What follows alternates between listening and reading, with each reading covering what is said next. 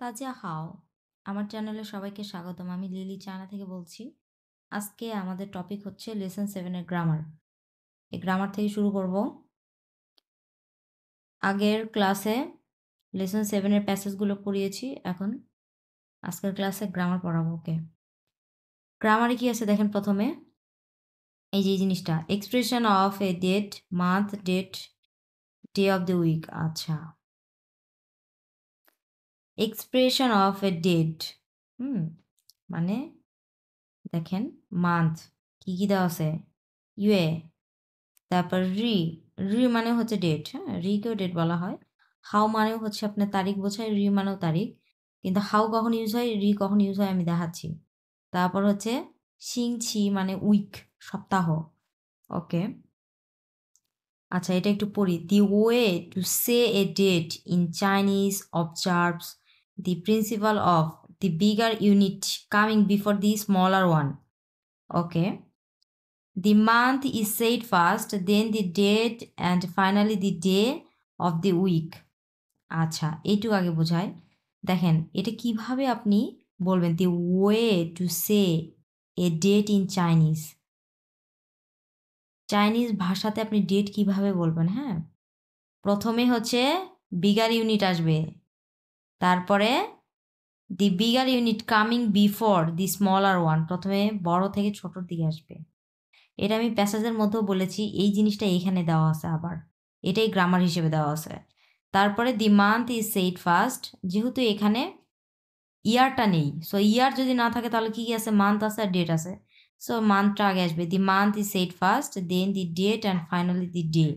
আচ্ছা, প্রথমে আসবে বছর, তারপরে আসবে মাস, তারপরে আসবে তারিখ, তারপরে আসবে আপনার হচ্ছে সপ্তাহ। হ্যাঁ, সপ্তাহে কি বার, এই জিনিসটা আসবে। সো এখানে যেহেতু আপনার বছরটা নেই, শুধু মাস, আপনার তারিখ আর হচ্ছে কি আছে, সপ্তাহটা আছে, যে মানে কি বার। হ্যাঁ, এই জিনিসটা আছে। সো মাসটা এখানে সবার চেয়ে বড়, এই জন্য মাস সবার আগে আসবে, এই যে মান্থটা। ওকে, ইন স্পোকেন চাইনিজ, নোট, এটা কিন্তু একটা নোট। ইন স্পোকেন চাইনিজ মানে কথা বলার সময়, স্পোকেনের ক্ষেত্রে হাউ, এই যে হাউটা পড়ছি, how is often used instead of রি। আচ্ছা,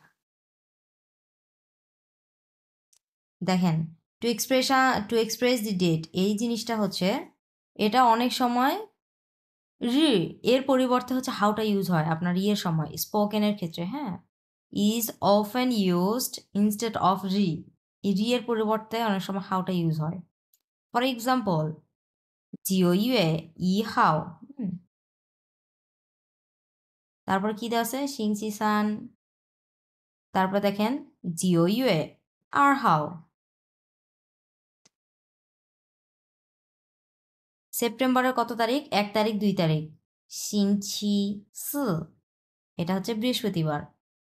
মানে এই জিনিসটা এটাই বোঝানো হয়েছে যে বড় থেকে ছোটোর দিকে আসতেছে, মাস, তারপরে ডেট, তারপরে যে বার।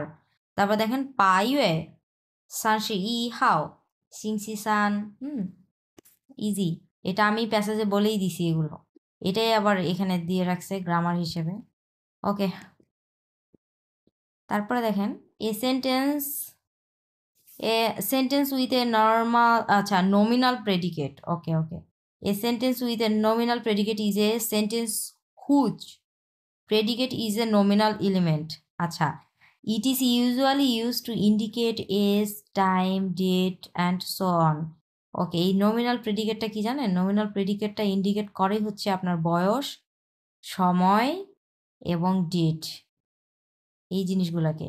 দেখেন ফর এক্সাম্পল, প্রথমটা দেখেন, আমার চাইনিজ টিচার সানশে সানসুই, সানশে সানসুই, আমার চাইনিজ টিচার 33 বছর বয়স, আমার চাইনিজ টিচারের 33 বছর বয়স। আচ্ছা, এই যে এই জিনিসটাই হচ্ছে প্রেডিকেট, এজটাকে প্রেডিকেট, নমিনাল প্রেডিকেট, যে জিনিসগুলো আর কি মানে নাম্বার টাইপ। হ্যাঁ, ওকে, পরটা আছে দেখেন মিংথিয়ান, মিংথিয়ান সিংছিসান, আগামীকাল কি, বুধবার, সিংছিসান আগামীকাল বুধবার। তারপরে দেখেন চিনথিয়া, এগুলো সবগুলো কিন্তু প্রেডিকেট। nominal predicate 今天 হ্যাঁ 9月1号 ওকে আজকে সেপ্টেম্বরের 1 তারিখ আজকে হচ্ছে সেপ্টেম্বরের 1 তারিখ এই ডেটটাকেও নমিনাল প্রেডিকেট হিসেবে ধরা হয় ওকে এগুলো আসলে সেন্টেন্স হ্যাঁ এগুলো আমরা রিয়েল লাইফে যে সেন্টেন্সগুলো বলি এগুলোই চাইনিজের গ্রামার এগুলোই দিয়ে রাখছে গ্রামার হিসেবে আর আরেকটা কথা বলে নিই সেটা হচ্ছে চাইনিজ ভাষায় এত ইংলিশে যত গ্রামার আমরা পড়ি বাংলাতে যত আমরা গ্রামার পড়ি ব্যাকরণ পড়ি চাইনিজে এত গ্রামার নেই আর চাইনিজের যে গ্রামারগুলো আছে খুবই সহজ এগুলো আসলে আমাদের ক্ষেত্রে গ্রামারের পর্যায়ে পড়ে না কিন্তু এটাই ওদের গ্রামার কিছু বলার নেই আচ্ছা এখানে দেখেন একটা স্ট্রাকচার দেওয়া আছে প্রথমে দেখেন ছি তারপরে তি ফাং তারপর হচ্ছে জুও সানমা হ্যাঁ প্রথমে কি আসবে আমি একটু ফিনিটা লিখি প্রথমে আসবে ছি ছু মানে টু গো ছু মানে টু গো এটা একটা ভার্ব এরপরে আসবে হচ্ছে তি ফাং মানে হচ্ছে প্লেস প্লেস জায়গা থাকবে হ্যাঁ জায়গার নাম থাকবে তারপর হচ্ছে জুও সানমা মানে কি করছেন বা কি করবে হ্যাঁ জুও সানমা do what to do what to do এই জিনিসটা আসবে তো যেহেতু okay okay what to do আচ্ছা ছু ছু মানে যাওয়া প্লেস তি ফাং মানে হচ্ছে প্লেস প্রথমে ছু বসবে তারপর একটা প্লেসের নাম বসবে তারপরে কি করতে চান আপনি হ্যাঁ আপনি কি করতে চান এই জিনিসটা বসবে এই স্ট্রাকচার আমরা একটু ফলো করি এটা কোনো আসলে গ্রামার ওই রকম গ্রামার না এটাই বোঝানো হয়েছে যে এই স্ট্রাকচারটা ফলো করে আপনি কিভাবে সেন্টেন্স মেক করবেন এই স্ট্রাকচারটা ফলো করে দেখেন আর এই স্ট্রাকচারটা শুধুমাত্র এই যে ছু এটার ক্ষেত্রে ইউজ হয় হ্যাঁ ছু ছু ছু ছু মানে যাওয়া যাওয়া দিয়ে আপনি কিভাবে আপনি বাক্য গঠন করবেন এটাই বলা আছে ওকে এখানে অনেক হাবিজাবি দেওয়া আছে হাবিজাবি আমি না পড়লাম এখানে বুঝাই দিই দেখেন ও তারপর দেখেন ছু আছে এই যে ছু ও ছু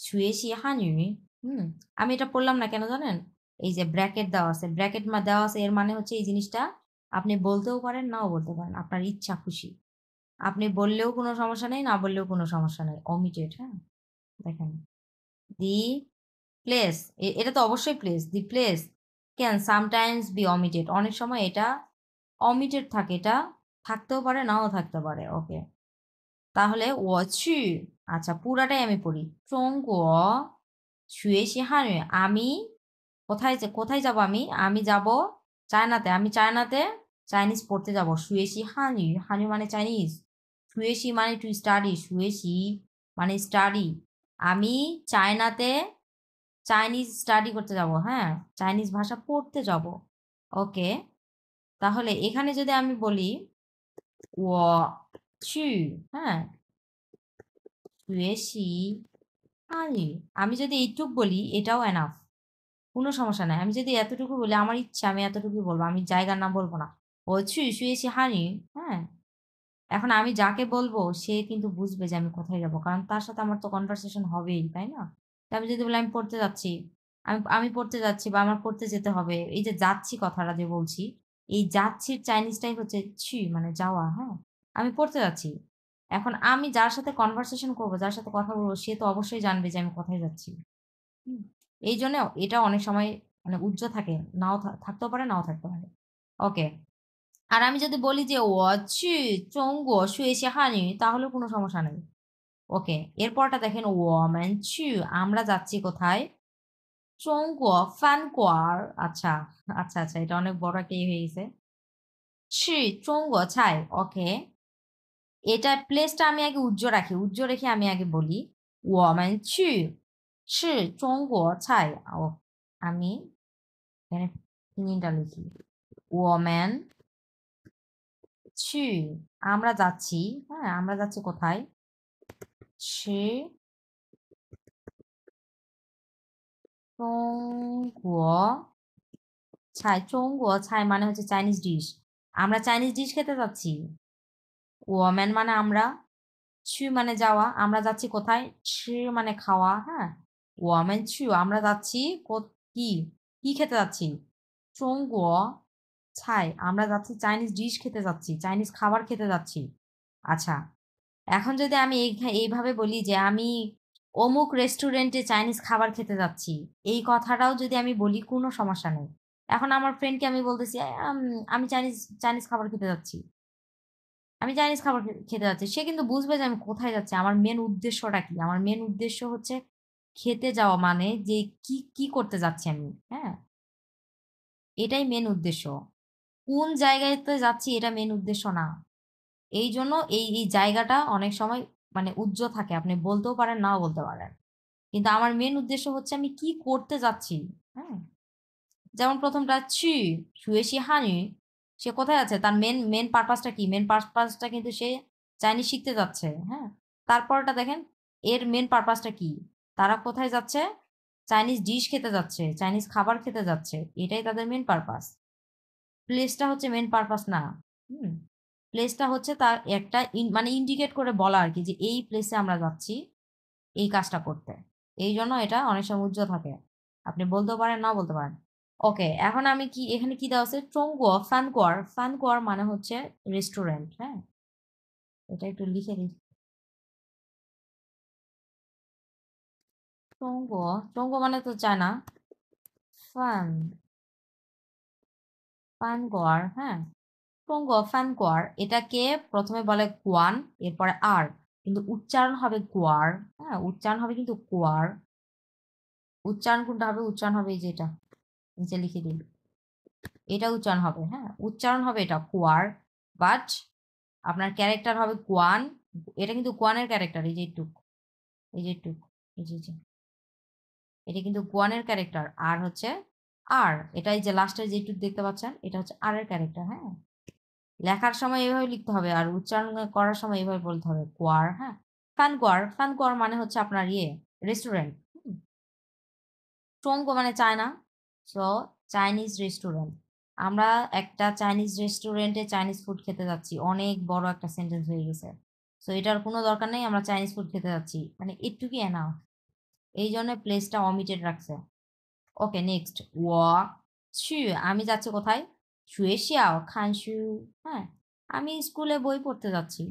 এখন আমি যদি বলি যে আমি বই পড়তে যাচ্ছি, আমি যাকে বলবো, আমার ফ্রেন্ড হোক, মা হোক, বাবা হোক, উনি কিন্তু অবশ্যই বুঝতে পারবে যে আমি কোথায় যাচ্ছি। এটা একটা মানে এটা একটা মানে বেসিক একটা কমন সেন্স, যার কারণে এটা এই প্লেসটা অমিটেড থাকবে, আপনি বলতেও পারেন নাও বলতে পারেন, এটা কোনো সমস্যা নেই। আচ্ছা, সো এটা এই লেসনটা শেষ। আর আপনারা যে কাজগুলো করবেন, এই যে এগুলা এগুলা নিজেরা নিজেরা পড়বেন, এগুলো আমার পড়ে দেওয়ার মানে এই সব লেসনের ভিতরে আছে সবগুলো, এগুলো যা যা এগুলো আছে হোমওয়ার্ক দেওয়া আছে, এগুলো সব লেসনের ভিতরে আছে। উপরে আমরা আগে যে লেসনগুলো পড়ছি 7-এর, সব লেসন থেকেই দেওয়া আছে এগুলো। এগুলো আপনারা নিজেরা নিজেরা করবেন, এগুলো আমি করে দিব না, নিজে নিজে প্র্যাকটিস করবেন। হুম, তারপরে দেখেন এই যে এই জিনিসটা, এই যে এই জিনিসটা আছে তো, এটা এটা হচ্ছে কোথায় থেকে আসছে, কোথায় থেকে আসছে, এটা হচ্ছে আগে এরকম ছিল, এটার ক্যারেক্টার আদিম যুগে, তারপরে এটার ক্যারেক্টার এরকম হয়েছে, তারপরে পরিবর্তিত হয়ে এরকম হয়েছে, এবং সবার লাস্ট এইরকম হয়েছে, এটা মডার্ন, মডার্ন হচ্ছে ক্যারেক্টার। হ্যাঁ, আগে এরকম ছিল, অনেকবার পরিবর্তিত হয়েছে এগুলা। তারপরে দেখেন এই যে এই যে 5 এর ক্যারেক্টারটা, এটা কিভাবে আসছে, সবার আগে এরকম ছিল, তারপরে এরকম হয়েছে, তারপরে এরকম হয়েছে, এবং সবার লাস্টে এসে মডিফাই হয়ে এরকম হয়েছে, এগুলোই দেওয়া আছে, এটা এমন কোনো আহামরি বিষয় না। দেখেন সু, সু মানে হচ্ছে কি বই, বই আগে কিরকম ছিল, এই যে এইরকম কি পরিমাণে একটা কঠিন একটা ছিল। হ্যাঁ, এরকম ছিল, তারপর এটাকে মডিফাই করে এই যে এইরকম বানানো হয়েছে, এবং লাস্ট এই যে দেখেন মডার্ন চাইনিজ, চাইনিজ ক্যারেক্টার এরকম হয়েছে। তো এগুলো দেখবেন, নিজেরা নিজেরা দেখবেন। হ্যাঁ, আমার মানে এই জিনিসটা পড়ে দেওয়ার কিছু নেই, এগুলো দরকার নেই। ওকে, আজকের ভিডিও এই পর্যন্ত থাক, দেখা হবে নেক্সট ভিডিওতে, চাইছেন।